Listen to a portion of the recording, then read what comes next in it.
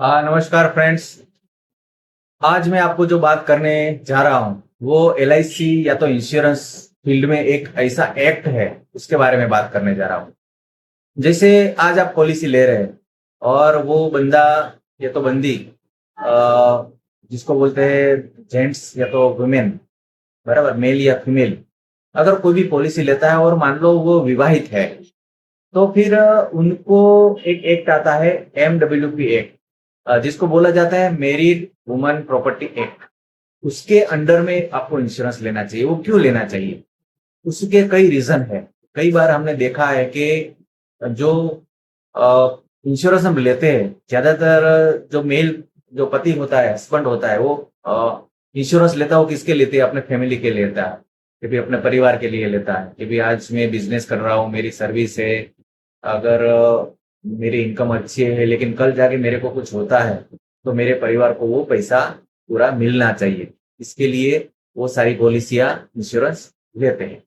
लेकिन कभी कभी क्या होता है कि ये 1894 का जो एक्ट है, मैरिड वुमन प्रॉपर्टी एक्ट, उसके अगर अंडर में आपने इंश्योरेंस लिया है तो क्या होगा, क्या फायदा होगा, वो मैं आपको बताता हूँ। सपोज आपने 1 करोड़ का इंश्योरेंस लिया है, बराबर है, और मान लो आपको कुछ होता है, बराबर है, तो एक्चुअली क्या होना चाहिए कि 1 करोड़ रुपया है जो आपकी वाइफ को, नॉमिनी है आपकी वाइफ, उनको मिल जाना चाहिए।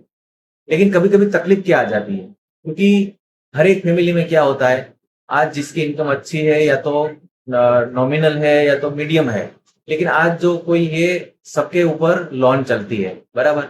जैसे होम लोन चलती है, कार लोन चलती है, और अदर कोई पर्सनल लोन चलती है, या तो छोटे मोटे होम अप्लायंसेस की चीज जो होती है उसके लिए चलती है लोन। तो कई प्रकार की लोन चलती है। तो मान लो कभी कभी क्या होगा, और मान लो और भी कोई बिजनेस वालों को भी ये तकलीफ हो सकती है, बिजनेस लोन ली होती है। तो कभी कभी क्या होता है कि भी मान लो कुछ हुआ और ये पैसा आ भी गया, तो ये जो लेने वाले हैं ना, वो पैसा आके आपका ले जाएंगे। लेकिन मान लो आपने ये जो पॉलिसी इंश्योरेंस है, वो मेरिड वुमन प्रॉपर्टी एक्ट 1894 में जो एक्ट बना था, उसके अंडर में अगर आपने पॉलिसी ली है, तो कोई भी जो उसका लेने वाला है, चाहे बैंक वाला हो या कार लोन वाला हो या तो कोई फैक्ट्री लोन वाला हो, कोई भी हो, वो आपके पैसा को टच नहीं कर सकता। मतलब नॉमिनी जो वाइफ है उनके पैसा को टच नहीं कर सकता, क्योंकि ये पॉलिसी में ही एक सुविधा ऐसी है, एक प्रोविजन ऐसा है, क्योंकि वो एक्ट में आपने पैसा लिया है, वो पॉलिसी ली है, ताकि आप अगर चले गए तो भी ये लोग, भले आपके पास पैसा, उनके, आपका हस्बैंड एक्सपायर हो गया है, लेकिन ये लोग आपका पास जो पैसा आया है उसको हाथ भी नहीं लगा सकते। तो ये अच्छी एक सुविधा है। तो ये मतलब आपका फैमिली उसके लिए सुरक्षित है, और आपके नॉमिनी के पास से कोई भी आपके पास से पैसा नहीं ले सकता।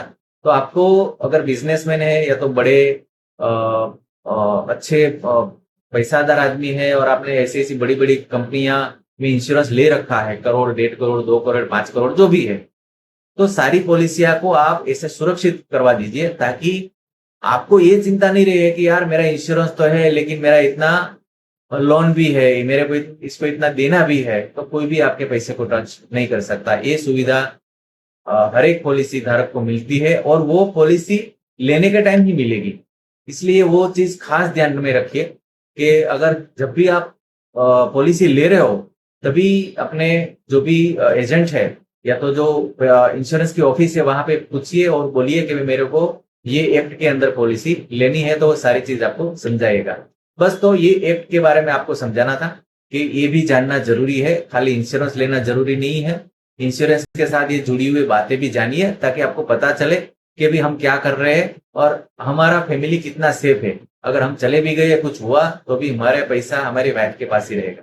बस इतनी जानकारी देनी थी, और अच्छी जानकारी मैं आपको देता रहूंगा। मेरी चैनल को सब्सक्राइब कीजिए, लाइक कीजिए, फॉलो कीजिए और कमेंट कीजिए। फिर मिलेंगे दूसरे वीडियो में। Okay, thank you.